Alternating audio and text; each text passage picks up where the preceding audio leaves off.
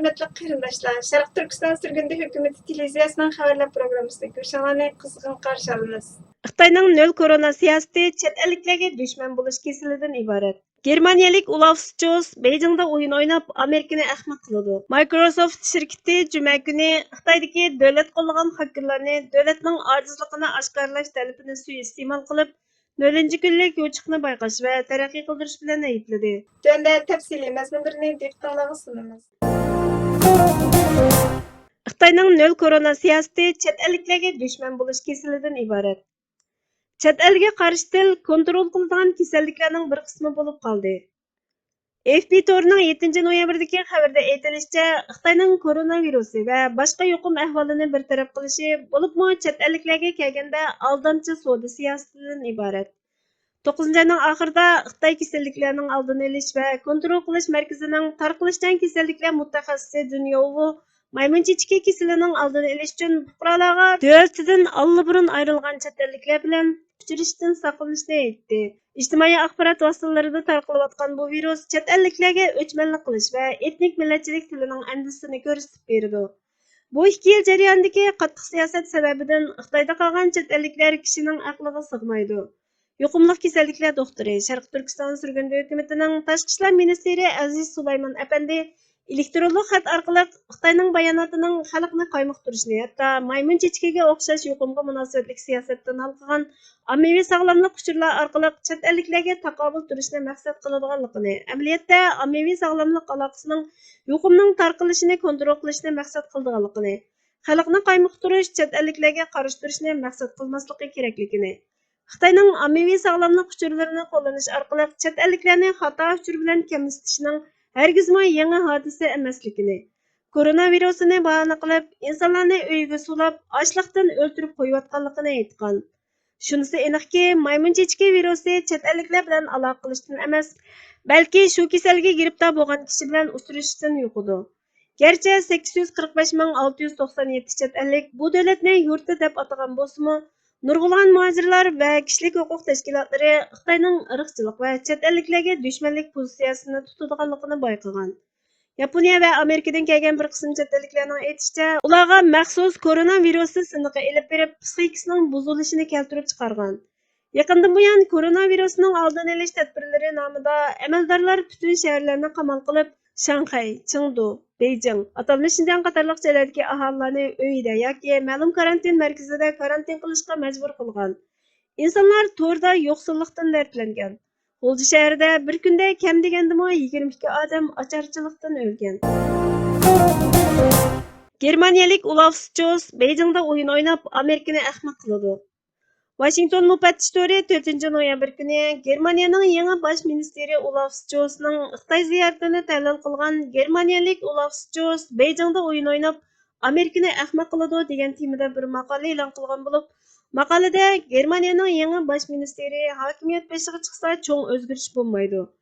O'tgan juma kuni Beijingni ziyorat qilgan Olaf Scholz Xi Jinpingga Germaniyaning davomli Xitoyga hurmat qiladiganligining aniq signalini berdi. Scholzning ziyorati Xi Jinpingni davlat ichidagi qimmatli tashviqot qalbisi bilan ta'minlaydi. Bu yaxshi ministr Yevropaning kuchli iqtisodiga rahbarlik qiladi. U Mavzudunga o'xshash hokimiyat yurgizayotgan Xi Jinpingga alohida hurmat bildirgan tunji Yevropa rahbari. Scholz Amerika va boshqa g'arb kuchlarining uning safaridan andishlanadiganligini his qiladi. U Xi Jinping bilan nima uchun ko'rishganligini aytib, amaliyotda o'zining Amerika uchun elib kelgan bexatarlik xirsini ta'kidladi. U maqolasida Xitoyni tanqid qilganda nihoyatda ehtiyotkorlik bilan kalimalariga diqqat qildi. Xitoyning Tayvanga qilayotgan muomalasini, Sharq Turkistondagi Uyg'ur va boshqa Turkiya xalqlariga yurgizayotgan irqiy qirg'inchilikni ayiblamadi. Hatto germanlarning Xitoy shirkatlariga kirib ishlashining biror badalga erisholmasligining natijasini tilga olmadi. Scholz hatto o'zining yaqinda Hamburg portidagi payini Xitoyga setayotganligini ko'rsatib, xatarlik Xitoy mablag'i bilan foydali mablag'ni farqlantira olmaydiganligini keskin bildirgidek darajada ilgari ketdi. U bexatarlik organlari va Birlashma Sheriklarning Hamburg portining setilishiga qarshi turmaydiganligini bayon qildi. Beijing portning iqtisodidan foydalanib, Hamburgning Xitoyga yuztashlik qiladigan Germaniya va Sol partiyaning manfaatini qo'llashga boshlaganda yoki Baltik dengizidagi Shimoliy Atlantik ahdi tashkilotiga josuslik qilish uchun uchquchisiz aeroplan avatishni boshlaganda yig'ilgan axborotni Rossiyadan iborat do'sti bilan cheksiz o'rtoqlashganda qayta ziyorat qilish to'liq qiziqarli. Stross Xitoy Germaniya tijorat ishlari uchun ziyoratga borgan. Xitoyning yer shari vaqt gazeti uning amaliyotga uyg'un usulining Xitoy iqtisodi uchun foydali bo'lganligini, boshqa chet el mablag' solg'uvchilar bilan raqobatlashishning boshlang'ichi bo'lganligini xabar qilgan. Germaniya prezidenti bu hafta savdo vakillar umkini boshlab Yaponiyaga keldi. Germaniyaning Yaponiya bilan bo'lgan savdo aloqasi faqat Amerikaning Tinch okean bexatarlik kafolati ostida mumkin bo'ladi. Stross Germaniya o'zak ishlab chiqaruvchini Xitoy guruhiga setishni tasdiqlaydi ekan. Beijingning bu halqaliq ul aslahalarini kontrol qilishi uning Amerikaga qaratgan harbiy va axborot iqtidorini oshirishiga yordam berdi.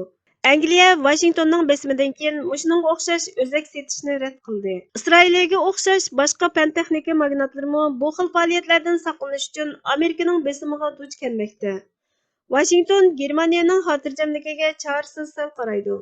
Amerikaning manfaati va Ikkinchi dunyo urushidan keyingi demokratik tartibning foydasiga cho'ng ta'sir ko'rsatdi. Amerika hukumati armiyasini Germaniyadan Polsha yoki Baltik dengizi davlatlariga yo'tkishi kerak. Xitoyga maxsus texnikalar bilan ta'minlaydigan Germaniya shirkatlariga qarshi cheklamalarga diqqat qilish kerak deyildi.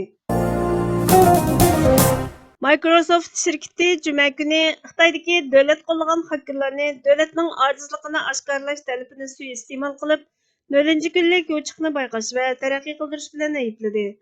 Xotirlash to'rining 4 noyabrdagi xabariga qaraganda 2021 yil 7 oyda Xitoy Tur boshliqi boshqarish idorasi o'z chegarasi ichida tijorat qilayotgan shirkatlarning yo'chiqlarini oshkorlash to'g'risida texnik qattiq nizomlarni chiqargan.